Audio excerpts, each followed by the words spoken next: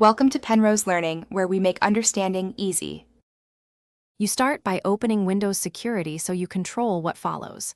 Press Windows key +I to open Settings, then choose Update and Security and Windows Security. Once there, click Firewall and Network Protection to load your active profiles. This lets you see domain, private, and public networks. Make sure you understand which profile is active. You need admin rights to continue, so sign in as an administrator now. Do that before you proceed to change services. Next, stop the background service that enforces the firewall rules. Type Services, MSC into Start and press Enter to open services.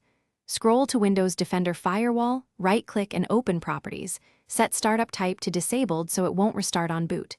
Then click Stop to immediately halt the service, followed by Apply and OK.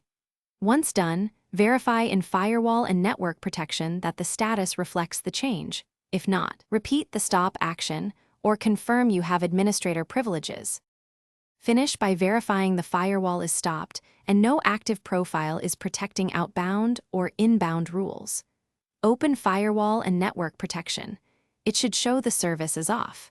If an antivirus or endpoint manager re-enables the firewall, temporarily disable that tool and try again, or adjust its settings to avoid automatic enforcement. If settings revert repeatedly, consider checking group policy or the registry, but proceed carefully and back up the registry first. If issues persist, reboot and recheck the services panel. Thanks for watching. If this was helpful, leave a like and consider subscribing. See you next time.